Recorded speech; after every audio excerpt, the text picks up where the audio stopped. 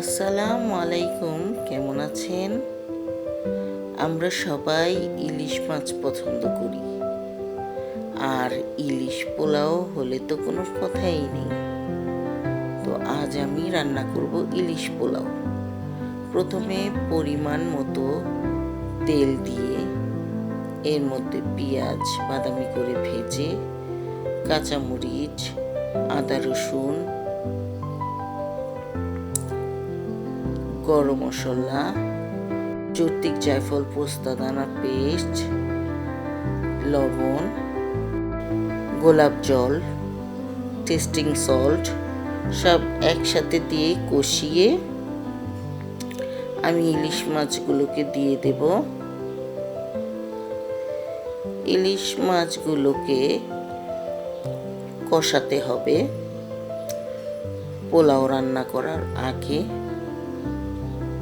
এর মধ্যে কষালে তারপরে পোলাওতে ইলিশ মাছের ঘ্রাণটা হবে, তা না হলে স্বাদ হবে না। তো আমি ইলিশ মাছগুলোকে কষিয়ে তুলে এর মধ্যে চাউল দিয়ে হালকা একটু ভেজে তারপরে পরিমাণ মতো পানি দিয়ে দেব।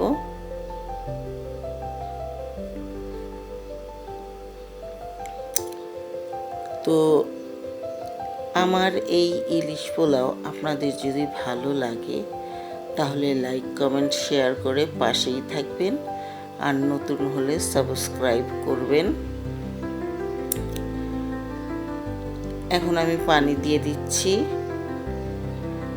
পানি দিয়ে নেড়ে চেড়ে একটু জমে আসলে আমি দমে দিয়ে দেব। পোলাওটা দম হওয়ার পরে সম্পূর্ণ যখন হয়ে যাবে তখন আমি ইলিশ মাছগুলোকে বিছিয়ে দেব। আর আমার ছিল মাঝারি সাইজের ইলিশ, মাথা আর লেজ কাটা বেশি হয়, তাই আমি মাথা লেজ সহ কয়েক পিস ভেজে নিয়েছি। দেখুন, আমি নেড়ে চেড়ে জমে আসার পরে আমি দমে দিয়ে দিলাম। তো আমার ইলিশটার ডিম হয়েছিল, ওই ডিমগুলো ভেজে নিয়েছি। এখন আমি এই ইলিশগুলো বিছিয়ে দিলাম। আমার পোলাওটা সম্পূর্ণ হয়ে গেছে। দেখুন কি সুন্দর হয়েছে। এখন পরিবেশনের জন্য একবারে রেডি। দেখুন, আমি ইলিশ পোলাওটা বেড়ে নিয়েছি। দেখুন কি সুন্দর হয়েছে, কি লোভনীয় হয়েছে। মানে দেখি আমার এখনই খিদে পেয়ে গেছে। আমি একটু খেয়ে দেখব, আপনারাও এইভাবে রান্না করে খেয়ে দেখবেন, খুব ভালো লাগবে। একটু খেয়ে দেখি।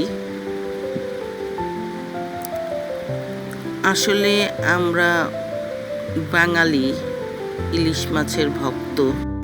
খাবারের সময় ইলিশ হলে তো আর কথাই নেই। অনেক মজা হয়েছে, অনেক মজা। আপনারাও রান্না করে খেয়ে দেখবেন, খুব ভালো লাগবে। আজ এই পর্যন্তই। খোদা হাফেজ।